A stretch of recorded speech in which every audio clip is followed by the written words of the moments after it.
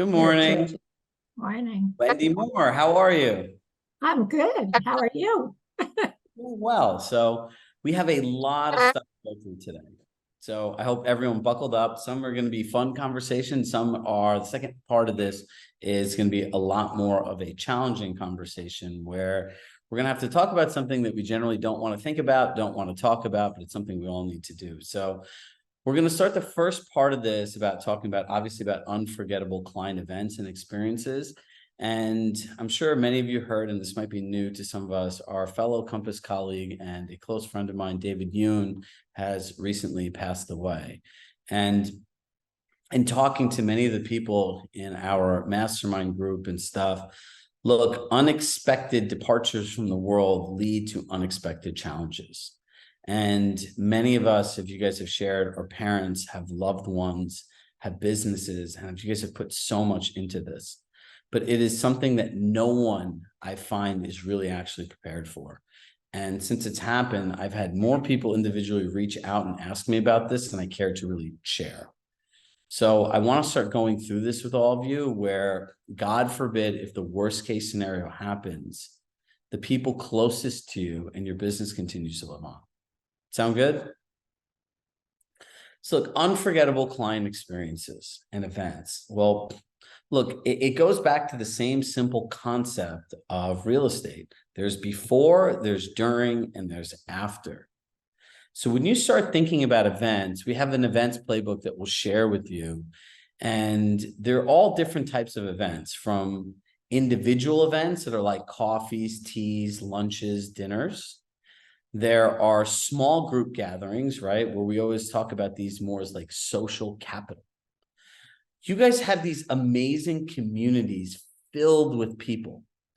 Part of being a community leader, like all of you are, is you have people in your database that would love to meet each other, that if you put them in a room, you created a connection that they couldn't connect on their own.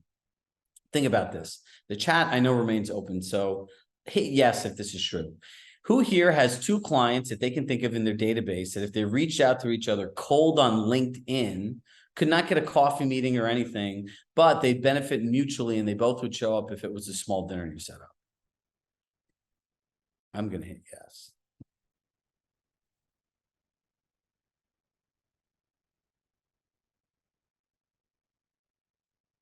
Now think about that, right? That is an untapped resource. And in this world that we're evolving into faster than we think about it, these aren't things that computers, AI bots, or other things can do. And this is where you start really doubling down on human capital, right? Like this, the whole value of social connections.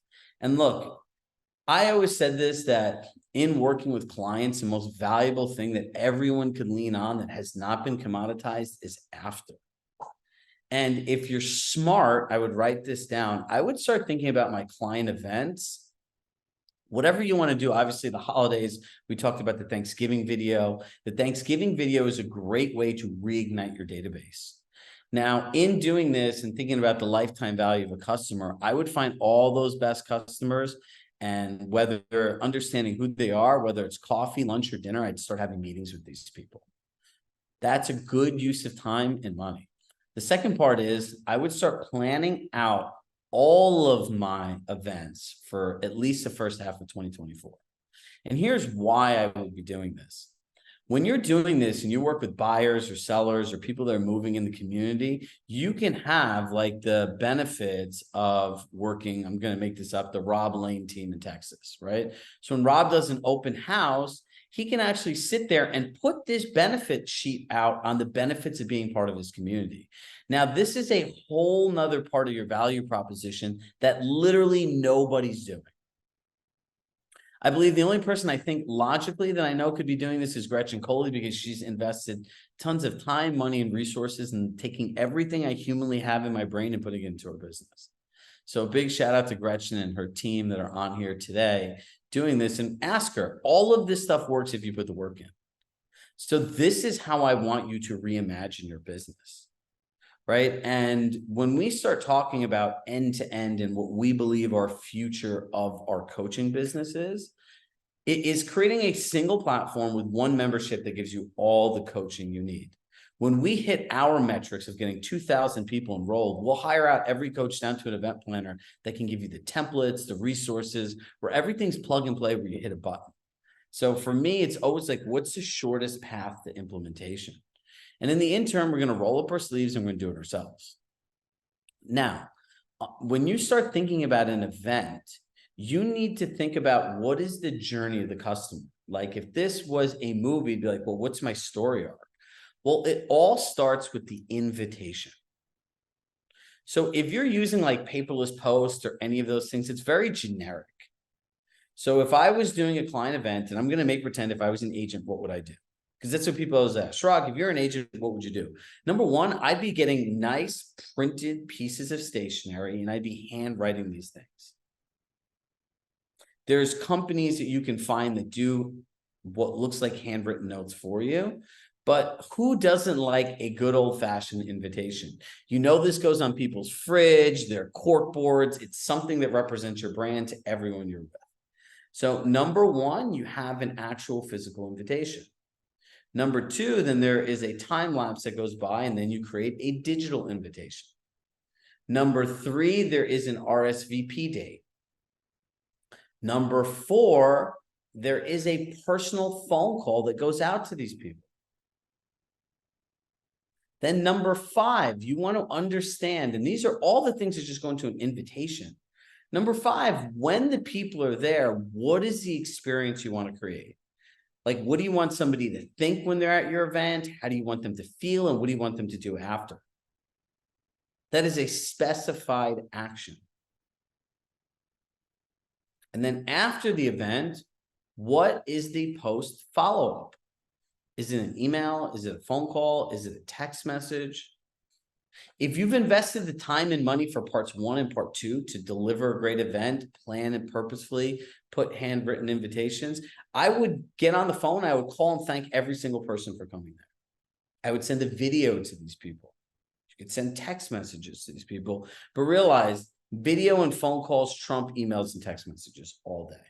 Voice notes work well really too. And this is a process of creating an unforgettable client experience. Now, there are different types of things. So let's talk about these networking dinners. You put 4 to 6 people into a dinner.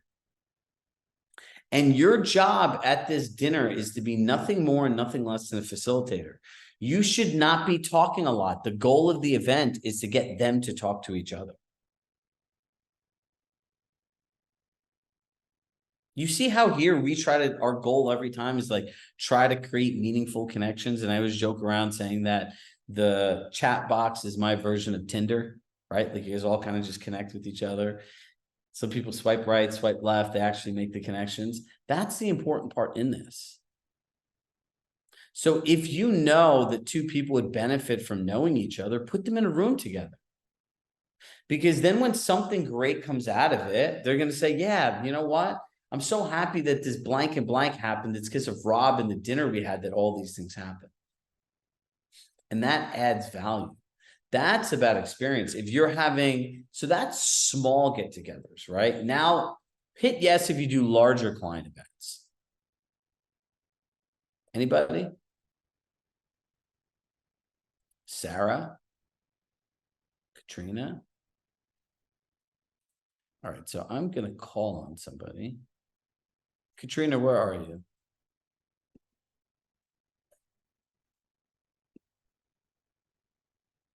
Find her. Good morning.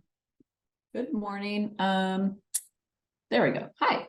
Hello. All right. So I'm going to walk you through this live just so everyone gets an idea off of something that is not like in theory. So tell me a little bit about the client events that you do, like the larger ones.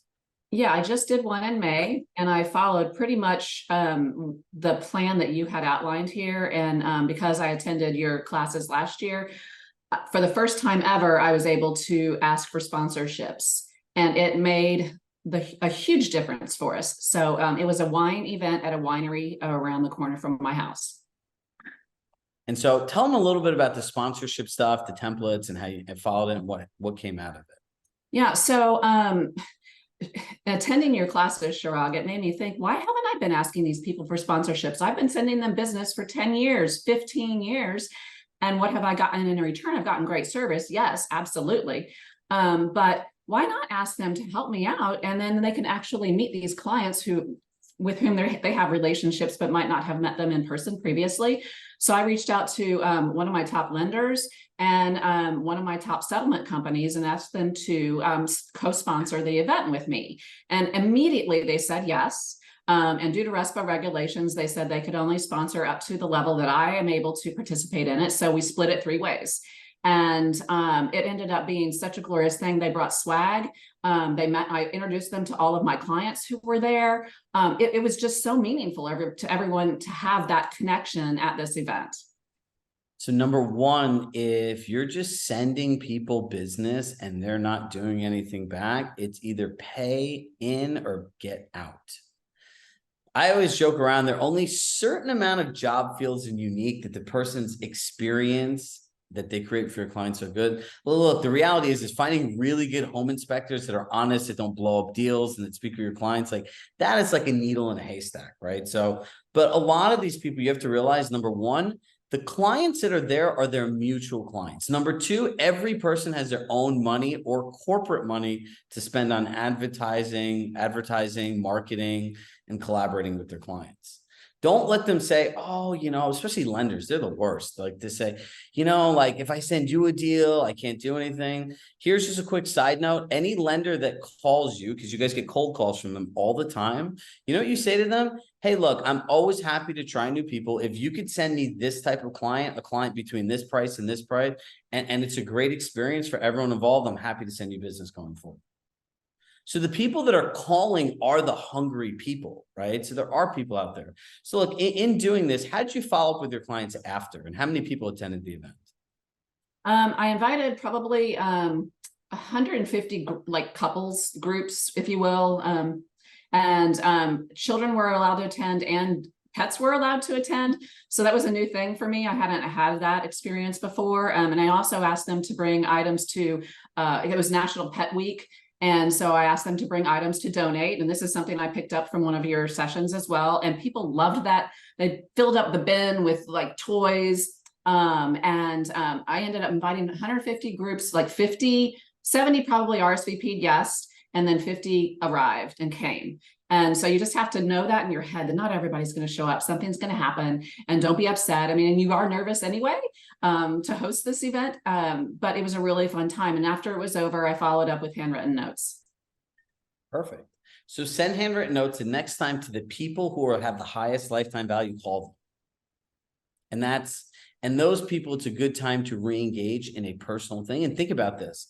When we think about our business as a business, it's you want to write down, okay, in January, I do this. In April, I do this. It's like, what is the curated experience of everybody? Right. And Matt Breitenbach always says this. He's like one of the top agents in the Hamptons. He goes, you know what I like most about your business, Chirag? And I'm like, what? It's the same as ours. So like, what are you doing for this type of stuff? So for us, it's like understanding, okay, what is the experience that we want all of you to have, that by December 15th, you're like, this was the best choice I ever made, and I want to make sure that these people are partners in our business going forward. It is a meaningful set of touch points. So if you're thinking about your business for next year, the question becomes this: what do I do that at the end of 6 months, my client's like, this is the best choice I ever made, and other people should make this choice because it's so much more than just buying or selling a house. That's what success looks like. But when you're making these decisions in silos, which most people do, that's why email marketing is really bad for people, because email marketing is a campaign, which is a larger compilation of things. But if your first set of email marketing has one goal, the next set has another goal, the third goal has another goal, then none of this stuff makes sense to people. Like no one wants to feel like they're constantly just sold to, or they're just a number, because everyone's people, right? And there's that quote that says, no one will remember what you said or what you did, but they'll always remember how they made you feel. So when you think about this, someone is taking time out of their day to show up and saying that being part of this community is important. So you guys need to double down on the emphasis of the community. And the other thing that you want to do to bring this up is in higher in higher engagement rates and having people show up is having some sort of meaningful countdown set of emails, reminders, things the week of, text messages, calls, right? Some people will literally block out the 2 days before an event and call every single person that RSVP, or send them a voice note, an email, or a video. So these are all different things you kind of do, but now you want to ask yourself the next time. So when's the next event you're doing? I'm not really sure. I don't usually do a client event for the holidays because there are just so many other things that are occurring.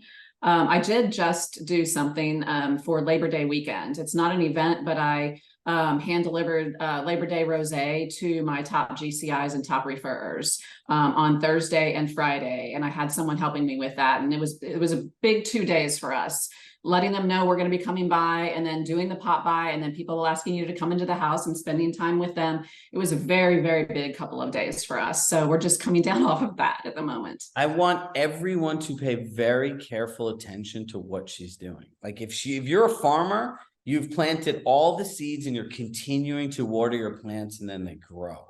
Right. So it's really important to pay attention to these things and understand how they work. So thank you for sharing that. So when you do your next event, this is what I want you to think about. I would encourage you to do one in January. Sometimes it's fun just to do like a let's kick off the year event, and then understand like when this event is done, what are the next set of emails they're going to get, phone calls, like what is their continued experience in our community? Write those words down in big letters. Continued experience. Right. I'm going to call on one more person just to walk through this. Melissa Rubin.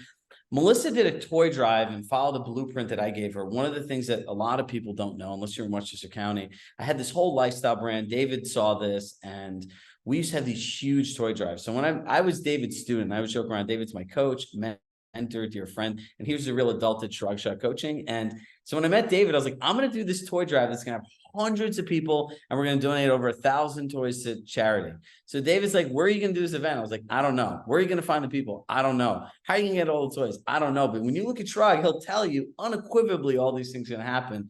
And I'll never forget when we graduated leadership, he shared a few words. He's like, Chirag's this kind of guy that will tell you all of these things. He's no idea how they're going to happen, but he knows in his mind they're going to happen. And then surely they do. So Melissa took this same thing and ran with it. Melissa, you want to share how that worked out for you? Sure. So I did it last year. We were the only team, and we did it at the office, and Compass embraced us. We had 100 children from a very specific charity. And what was interesting to me is our office is on Miami Beach, and all the kids were from Miami Beach. So Miami Beach is very affluent, and it was very interesting to recognize that in this enclave that there were children that could have this experience. So we partnered with the Police Athletic League, the charity, Compass, and I didn't have sponsors last year. I did it all myself. Chirag gave me the guidelines. So we had 100 kids. We had cotton candy makers, DJ, dancing, pizza, face painting, balloon making, arts and crafts, cooking demos, and everybody had a great time. And Compass participated, the team leaders participated with us and helped chaperone the kids. And this year we have 5 teams participating. We're doing 4 charities. Our goal is going to quadruple from the 500 toys last year. That was our goal. We raised 700. And this year our goal is about 3,000. So very excited about that. And everybody had a great time. People participated. We had an Amazon wish list, gift list. So we were able to get tons of gifts before the event. And it was just, we were just in awe how many people helped us. How many people want to do one of these toy drives? Hit yes in the chat if you do.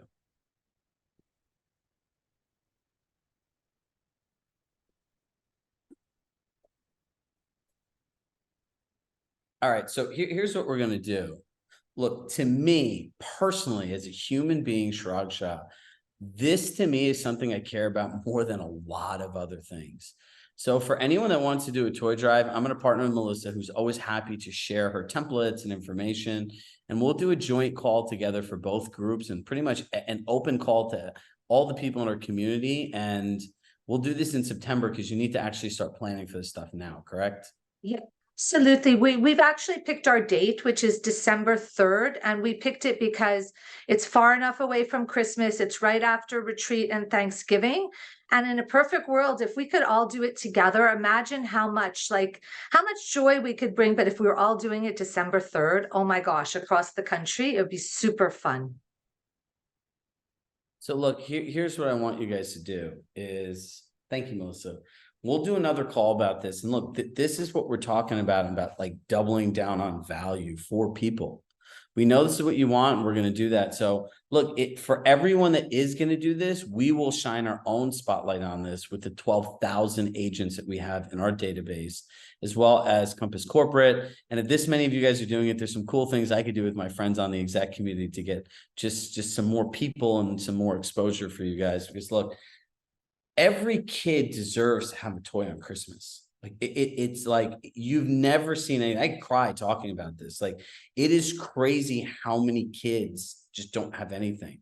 And I'll never forget, it was like, I think it was last year, I called this woman up who I know runs this service in Mount Vernon, which is not the most affluent area in Westchester County. Bill, you know what I'm talking about. And I called this lady. I'm like, hey, remember me, Chirag? She's like, you're the guy that did the toy drive. I'm like, listen, this is going to sound really crazy. I apologize in advance. I'm like, what do we have to do to make these kids like the best Christmas? And she's like, well, everyone's out of the office. And like, I was in Disney with my family, and I'm like, wait a second. Like, we're not doing the toy drive anymore. It's been a great year in business. She's like, well, I can't get you anything for a tax deduction. I was like, I don't need my name here. I don't need anything.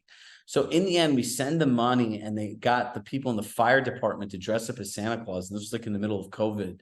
And they went by and brought all these kids gifts. She used to take all the kids from the orphanage and let them sleep in her house and give them like a gift and everything else. Like, you have to remember that during Christmas, it is so hard. We all live in these great areas, have great businesses, and have families.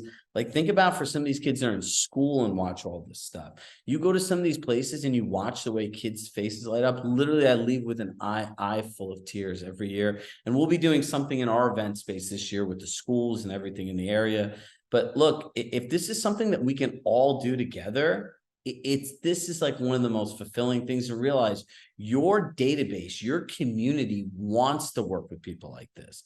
They want to support things like this. Does that make sense, everybody? This is an unforgettable experiences. All right. Now, let me spend the last 6 minutes going through this. Not to make a hard transition from something so happy to something so hard. Look, if you die today, ask yourself this question: what happens to those closest to you? If you got into a car accident, you couldn't work for 3 to 6 months, what happens to those closest to you? Do you guys have enough life insurance? Do you guys even have disability insurance? Do you even know what that is? Disability insurance, if you got in a car accident as a realtor, you at least collect some portion of what your taxable income is. Most people don't have that. No one plans for any of these things. If you got hurt, incapacitated, dead, sick, whatever it was, who'd run your business? How would anyone know where everything is? Is there anything written down everywhere to the passwords to like your bank accounts, your email, your social media, and all the other things for the people that you care about most in your life, so they have access to all this information? Have you created a will for the people in your family? Have you sat down and done estate planning so that your assets and things are in trusts and other tax beneficial vehicles, so that all the money that you leave behind doesn't get taxed at 40 to 50% by the government? Have you done any of these things or even thought about this? For most people, this is not a polling question, but for many of us, the answer is no. You know, if you looked at David, this man was filled with so much life and happiness, and he never took life too seriously, always came from a place of contribution, put his family first, and was just a giver and an amazing human. And literally, I talked to him, and a week later, he got in this car accident, and he was been incapacitated since July 28th, and he passed away. Right? So think about if something like that happened to you, and it could happen to any of us on any day, what happens to everyone else in your life? You need to sit down and really start planning for this between now and the end of the year. You have businesses that people rely on around you, right? How many people have kids?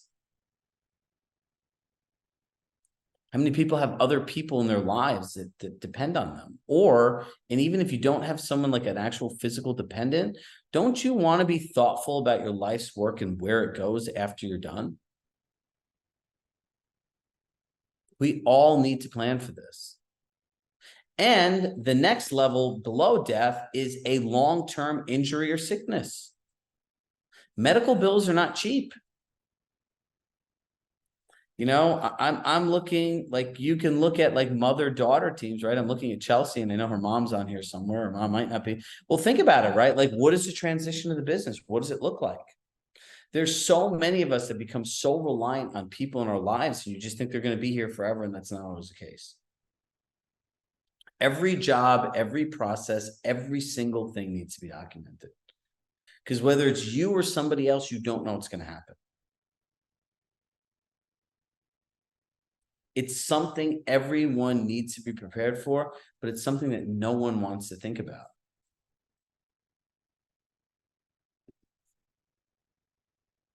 So talk to your financial planner, talk to an estate planner, talk to an insurance person. You all need at minimum, I would say this, $3 to $5 million in term insurance and disability coverage at minimum. And the younger you are, the cheaper this is to get started. The older you are, I'm sorry. Right? And this is why being in good health is important, because based on your physical, it's going to give you a tiered rating. You have to pay attention to this. No one plans for it. No one thinks about it. Think about it. Remember when COVID happened and all of a sudden people get sick, and the next thing you know, they'd be on a respirator, they'd be in a hospital, they'd be gone for 3 to 6 months. It happens. Think about it. Imagine people have ops directors, if somebody broke their arm and was in the hospital and they couldn't type or do anything. Or somebody suddenly had a family illness that somebody told me about. Now they have to literally like change their entire job and everything they do. And their family now comes first. I'm like, I'm sorry, I have 2 weeks for you. How well do you know people's businesses? Somebody gets a new job somewhere else. What happens to their job for you? Listen, we are all leaders within our own business and in our own lives, and leaders have to lead. And the first thing in leading is planning for a worst case scenario. So I wanted to just bring this up and touch upon it with everybody. And it's something really to think about. And I urge you to start reaching out with people. Like passwords and things like that. Do you know how many people? I remember, so maybe 10, 11 years ago, we had someone that I grew up with, and I went to elementary school, middle school, high school, right? And we were all friends after college. Literally, the guy just passed away in his sleep, and he had a fiance, and they could not get into any of his stuff. Banks, so like it was a nightmare.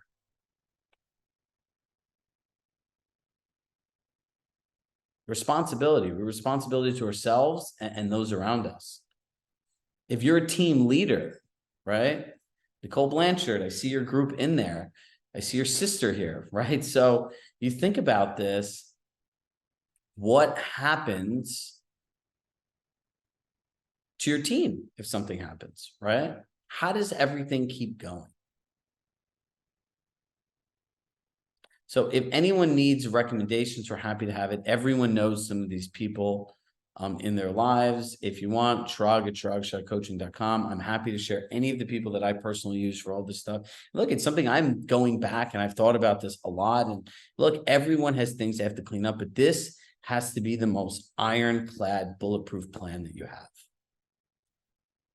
So I will leave you on that note. We will get you a date for the... My mind's blank from talking about death. Sorry about that.